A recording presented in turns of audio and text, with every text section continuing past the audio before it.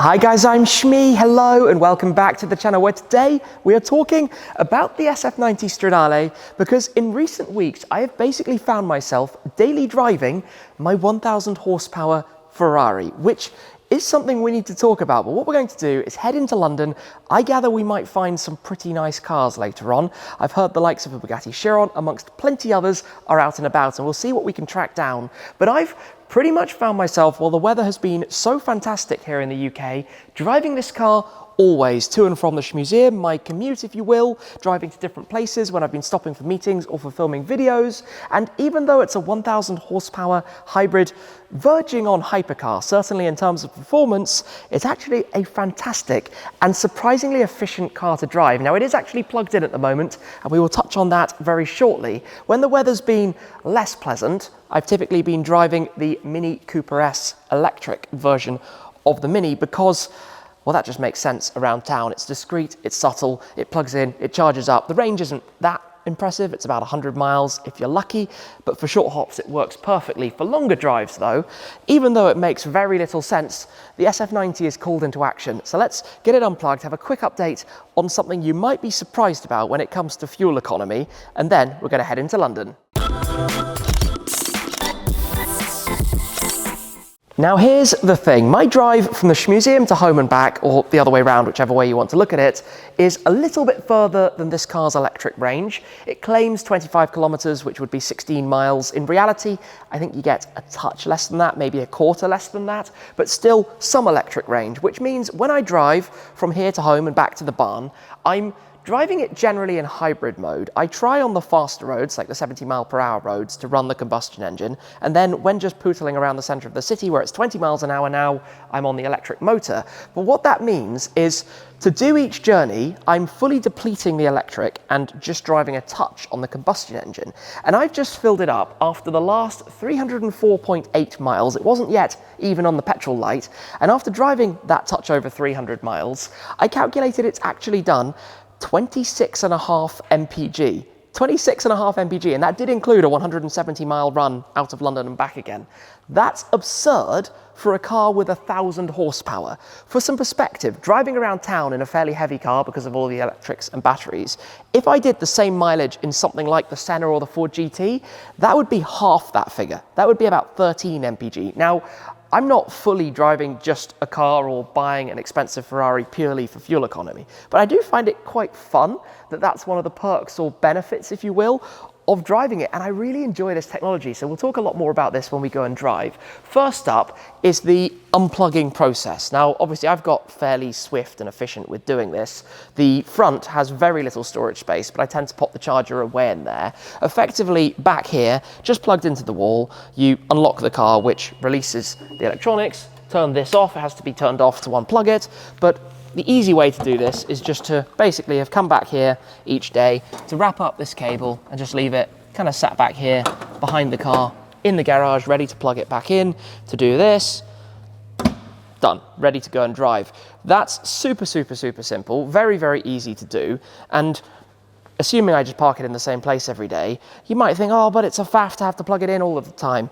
It's worth it, it's quite fun because I can pull out of the garage and eDrive, which is also beneficial, obviously. Minimum running of engines inside is obviously going to be the best thing to do, and then just whir on out.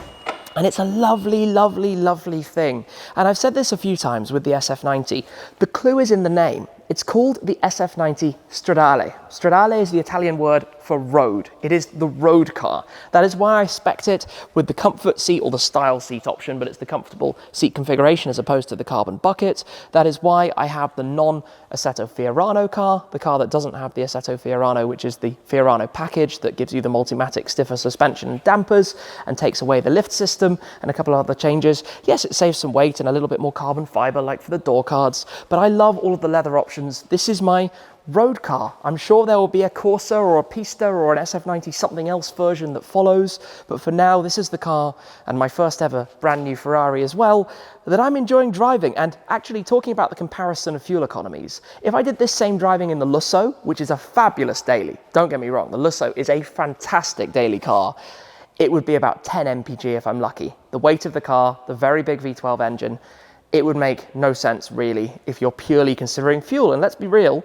we're all considering fuel at the moment because it's really expensive. Here in the UK, it's around, for premium super unleaded, it's around £2.10 per litre, £2.20 if you're on the motorways, which for those over in the USA is probably something in the region of $10 a gallon at the moment. I'm aware that other countries like Germany, for example, are actually even more expensive in euros at the moment, but certainly here, this is a massive step up. A year ago, it was about a third less than that. We've had a 50% price increase in a year in fuel prices. So I think it's relevant. I think we need to be considering this.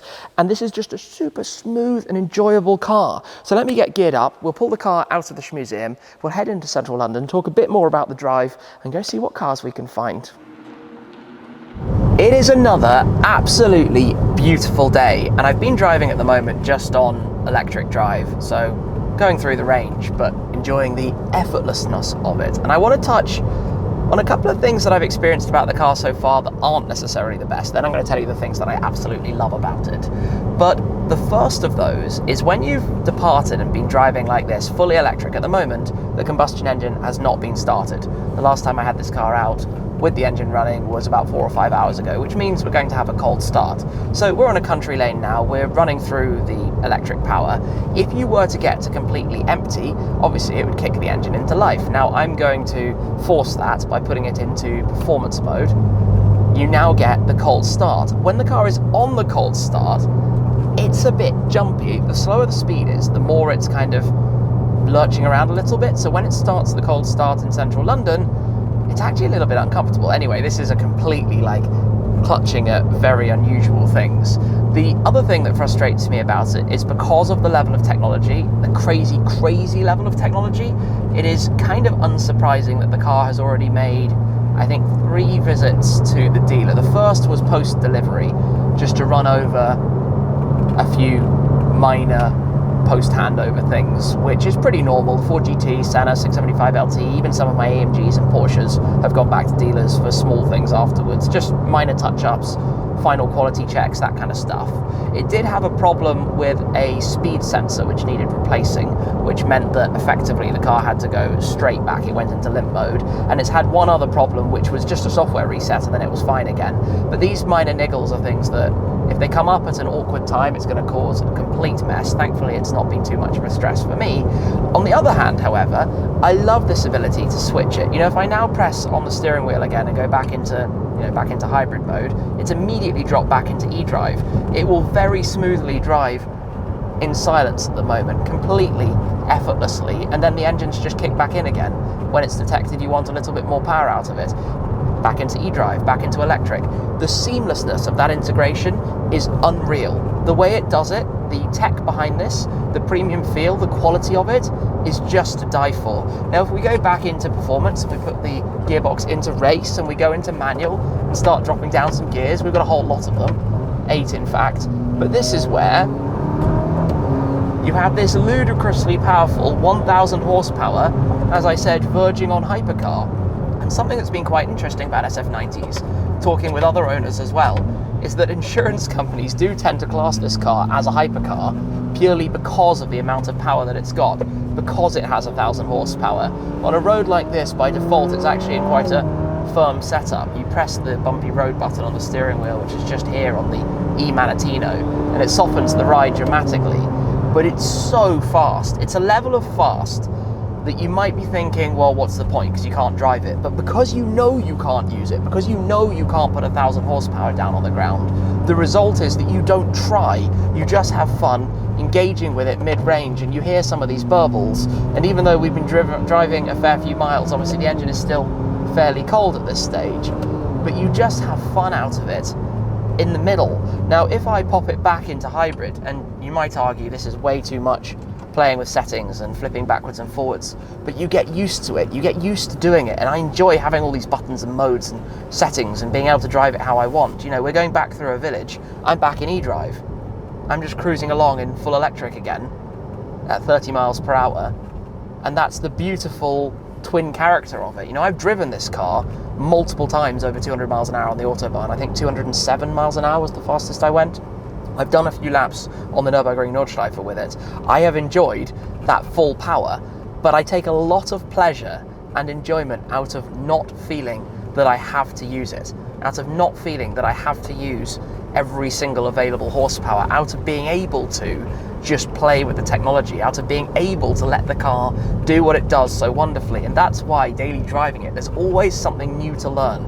There's always a new driving characteristic. Between all of the four eManatino performance modes and the normal Manatino driving modes and bumpy road and everything else, you have so many different settings and things. You know, we come back to a main road, maybe I want to go into qualifying this time round, drop down some gears, you know, the road is going to completely open up, put my foot down, and it's absolutely mental. It's unbelievably fast. I mean, it's hard really to portray it. It's not the noisiest thing in the world. It's not kicking and screaming. But again, that's one of the things that makes it, I think, dailyable, is the fact that it's not too obnoxiously loud or in your face. It feels, wow, he was on it. It feels wonderful.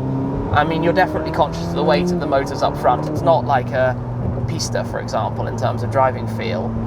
But on these kind of roads, I just find it mega. Just find it absolutely mega.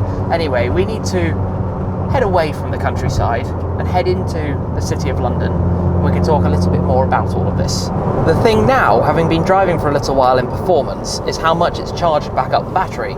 Performance keeps it at about 2/3 full on the battery front. If you're in hybrid, it will always drain it out. If you're in qualifying, it will get it back to 100%, and it actually idles slightly higher to charge up the battery. It's fascinating to watch the charge gauge. There's this chart in the center here, and whenever you lift off, or pretty much whatever you're doing, you see it charging up depending on what mode you're in. For example, into qualifying here, you can see we're just idling along, and it's got a little bit of charging going on to get the battery back to 100%.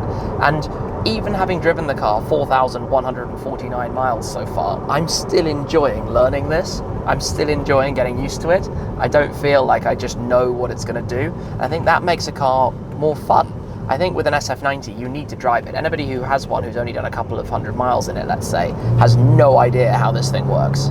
Has absolutely no idea how all the technology combines and works, because it's just like an endless learning curve, but so fascinating. And you know, we'll get to town and we'll pop it in full eDrive very shortly, and it will be a completely different experience that way around. On the other hand, you arrive at a tunnel like this, can drop some gears, have to drop a lot of gears to be honest, and then you get, with the window down a touch, plenty of V8, and you get those swooshes. It's one of the things I really like. I'm not sure how much of that you get on the video. It's just too fast though. This car is just too fast. In this country, you can't. You put your foot down, 2 seconds, and you're already at the speed limit from a standstill, basically. That's it. You need to be on the autobahn, or a racetrack, or a runway, or something that isn't the public road, basically. Anyway, for cruising into town, I'm going to keep it in performance to charge it up, pop it back into sport, just softens things a touch, and pop it back into bumpy road and automatic, and yeah, we'll catch up when we're in London. Fast forward, and as we now arrive in London's Regent's Park, beautiful, beautiful weather today. This is honestly fantastic. This is where we go the other way and pop it into hybrid and sport again. And most of the drive will be in eDrive. Only when you obviously press the throttle pedal further does the engine kick in. And you get this slight lag. You accelerate on the electric motors, obviously front wheel drive in this, and then it kicks in and gives you a little bit more. And it's quite a strange sensation, but you get used to it. You get familiar with it quicker than you might think, and you know, it just becomes smooth and easy. And you've got that fun electrical whir. And I love these two characters of this car. I love how it can be an out and out monster on a drag strip, 2 point something very low to 60. It can be a car that is fabulous to drive at the Nürburgring, but it's also super comfy, and the suspension is brilliant. The ride quality is amazing. And it's when you use electric for performance benefits as opposed to purely, let's say, being green because you need to be green, is when I think it encourages you to actually want to use it more, because it makes sense. You're not being forced to do something, and it comes with, you know, actual benefits. You know, it's better for everyone to cruise right now for the next 9 miles in electric at 20 miles per hour. You can hardly enjoy driving at 20 miles per hour. And if you're in electric, you're silently running, you know, not disturbing the people who live in these absolutely fantastic houses here. I always just wonder what it must be like in some of those places on a lovely sunny afternoon. Now, talking cars that we're going to go and find, I do think we might be able to track down a Bugatti. We're going to head and find a couple of others though that I've seen being posted so far today.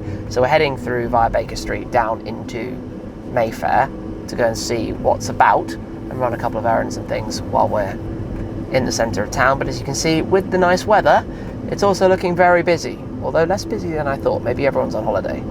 Either way, this is where sometimes in a supercar, in the STO or the Senna or the Ford GT, I feel like it's a little bit too much. The spec, the wings, the crazy design, the colours, obviously a part of it, the sound, etc, etc. Whereas in this, you're far less self-conscious, partly because I spec'd it in an elegant way, but partly because it's actually quite an elegant supercar, and partly because it's running electrically. Yeah, you can hit the button, it will kick straight in if you want, or you press back in hybrid and it'll drop straight back into electric. There we go, done. And you get the sound generator whirring away in the background instead. Just different experiences, different feelings, different moods. You have what you want out of it without feeling like you have to launch it between every traffic light. First spot of the day, Lamborghini Huracan LP610-4. You do see a lot of Lambos around. I'm chilling because we're going to go this way, where I've heard there is a Ford GT to go and spot. 05 Ford GT, and I do love those. I quite like this, a red G63. You actually don't see very many in red. It suits it quite well. Now, a lot of you will of course remember that the early days of the Chiron 50 channel were heading around areas like this, coming to spot as many cool cars as I could. And I've actually spotted a couple of cool cars in front, which we'll get to in just a moment. And now obviously doing it in an SF90, an electric drive, it's a little bit surreal. It's an unusual way to have to go about things. But yeah, let's see what we can find as we head up this way. Coming towards us is another G63. On the right is an F8. Is that an RSQ8 as well? Yeah, we've got, where's that from actually? That's a UK one. UK F8 Tributo, that's very nice. I'm going to hover here, let the taxi come through, and then just in front of us on the left is a Rolls-Royce Dawn, and on the right, behind the Defender, is a 911 Turbo S convertible, and then up here on the left is a Lamborghini Urus, and just a little bit further is quite an unusual colour on a Supra. Someone's actually brought a Supra over from Kuwait. Oh, look at the wing, full wing style. And then as we go around the corner here, take a look on the left, 05 Ford GT, very, very nice. In front of that is another 911, that's also from Kuwait. And there's a GT3 RS just up in front of it. And look at this, I think that's from Qatar. I think somebody's brought an Abarth 595 over from Qatar. I mean, as you do, look, it's so busy here. This place is packed. I can see another Rolls-Royce over that way. Is that another Dawn? Oh, and there's a Phantom coming towards us. This is like combo land. Number plate basically red Phantom. Then we've got the Dawn, and then in front of the Dawn we've got another 911. In front here we've got another G63. In front of the G63 we've got an 812 GTS. We've got a Bentley Continental GT convertible coming around. This is just like endless supercars. And I tell you what, as we go over a bump here, and obviously the nose has to lift up, that's another thing about this car that's actually really good for making it dailyable, is that it's not unreasonably low to the ground. A lot of these supercars are just so low that you're constantly lift up, lift down, lift up, lift down, and it gets annoying. It gets really annoying. They can do it, but it takes time. This does have a lift, so if you have any difficult garages or bumps, you just press the button, it takes a couple of seconds. It's not like the Ford GT, which just does it instantly, but it's much better than the McLaren that takes 15 seconds to go up or whatever it is.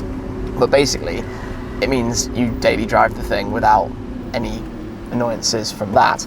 Around here, we're probably going to bump into some other stuff. The Ferrari dealer is just over there, from which I bought both this car and my Lusso, and have ordered my 296 GTS that at some point in not too long will probably be at to do the spec. We've also got Bentley and Bugatti and the other dealers and things around here. I'm going to go straight on through. What's in the window of the Ferrari dealer?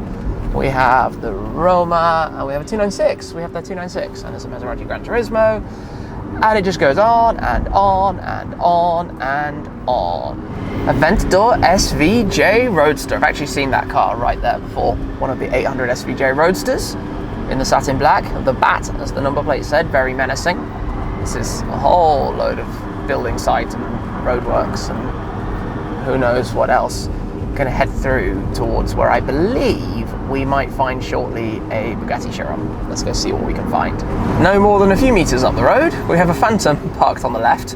Number plate basically reads Phantom. Oh, we have the heavily modified McLaren MP4 12C Spider. Crazy kit on that thing. Wide, wing, everything. You just like look around the next corner and something cool turns up constantly. This place is just like, wait and see what you find. In fact, I'm gonna go around a little wiggle. Oh look, another Rolls Royce Dawn. Genuinely everywhere. There's just cool cars absolutely everywhere. Another Rolls Royce, got the Ghost just there. I'm kind of just wondering which way to go. This is definitely a one-way road in the other direction to where that cyclist came from. If we go around this way, obviously the Dorchester Hotel parking is currently closed, so that's normally a hot spot, which is completely out of action at the moment. So I'm going to try and squeeze myself around this way, given that we cannot go where I kind of wanted to go right now. Let's see if we can get through here, if this BMW will let me go through. There we go. Right, round this way we go. Cars from everywhere. Hey, somebody even drove in a Spass over from France. French cars, German cars, Middle Eastern cars, you name it. Rolls-Royce Land, Cullinan just over that way. There was a Sao Paulo yellow M4 going the other way as well, which is, oh look, another SV, a regular SV and an Urus. Is that a Mansory Urus? Not sure, but certainly an Aventador SV Roadster, which is one of 500. I think if we turn left here by the Berkeley Hotel, there is an Urus just there. The question is, what lies right in front of the Urus? Ah yes, there it is. A Bugatti Chiron. Ah, the orange stripe over the top, that's unusual, from Kuwait as well. Very cool. What's happening with the traffic here? I don't really know. Taxi man did not really make that very easy to get around. But yeah, there was a Bugatti Chiron chilling there. And look, another Rolls Royce Ghost in front. And I'm meanwhile just chilling, although I tell you what, the problem now is that we're going to run out of electric. This is obviously the downside. It doesn't last forever. So you kind of have to press that button, start it up, warm it up, get some energy back into the battery.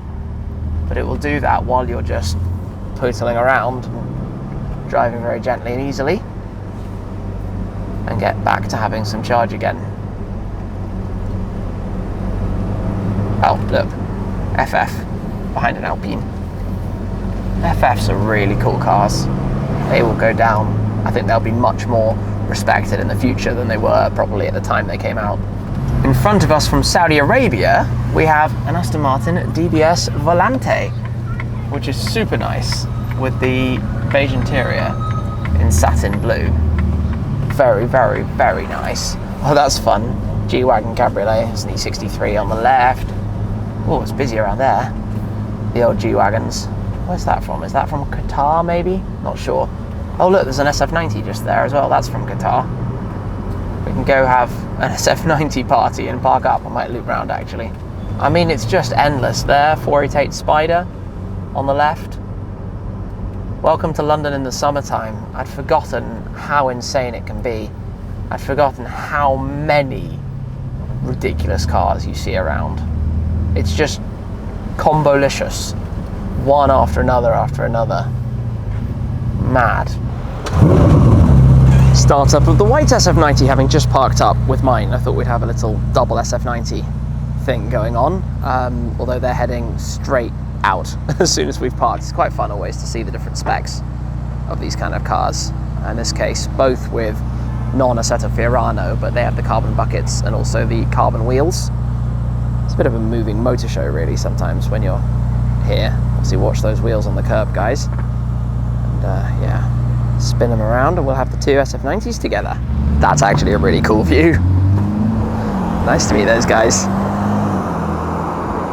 Looking good. Oh look, another Rolls-Royce Dawn cruises by the endless stream. Neck breaker. Well, this is unusual, but very cool. Nice. A familiar colour, Isle of Man green on the M4 competition. I do prefer that a lot more to the Sao Paulo yellow, I'm not gonna lie. Anyway, back on the road, still an electric, although now we've got 0 miles of range again. You just kind of balance this a little bit, sometimes running the engine. And actually, I can demonstrate what I was talking about earlier. Cold start.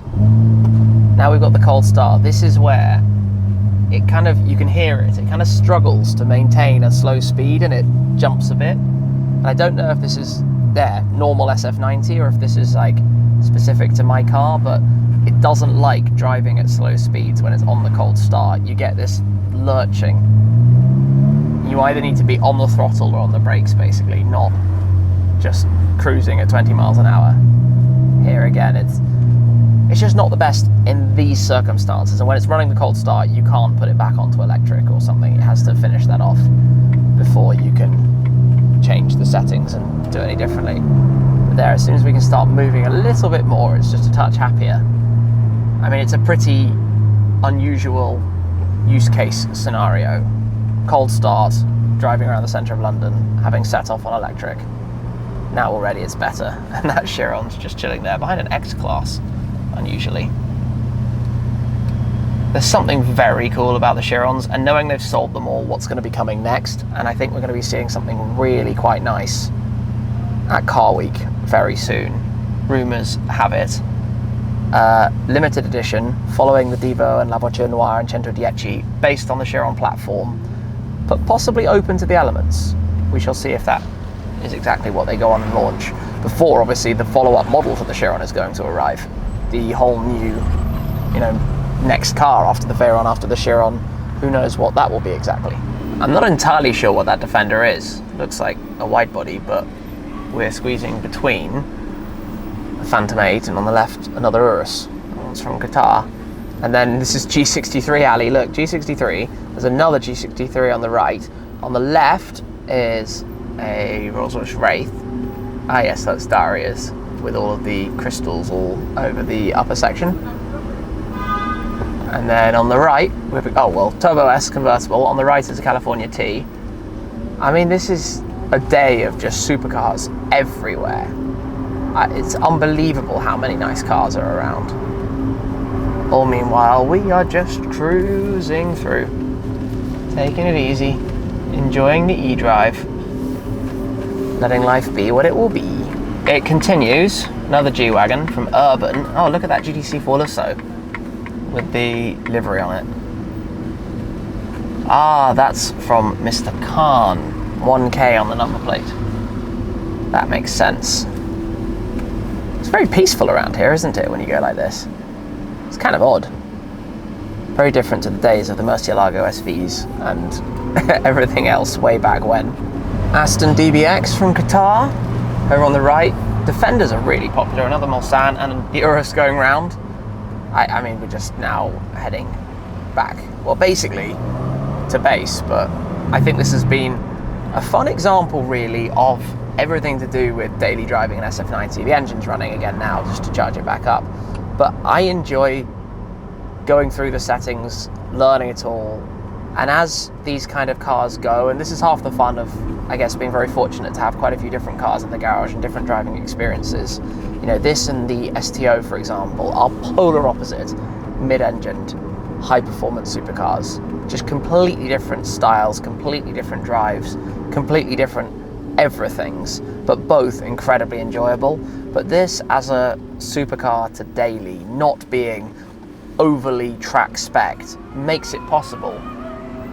The electric whir of that taxi makes it possible to just do this, to just chill, to just drive, to just enjoy, to just use, and to feel like it's a luxurious, lovely, lovely, lovely thing. The SF90 is such a wonderful car. Honestly, oh look, another Lusso coming towards us. It's brilliant. It's really brilliant. I enjoy it a lot. Oh, and an R8 crossing the junction to the left there. Black R8. Yeah, I enjoy it a lot, and I will drive it many miles as my like daily supercar, if I can say that. Of all of the supercars, the one that I'm just going to drive just because I enjoy driving it. Anyway, that's it for now. Thank you very much for watching. Thank you for your support. It is hugely appreciated as always. And I'll see you again very soon. Cheers.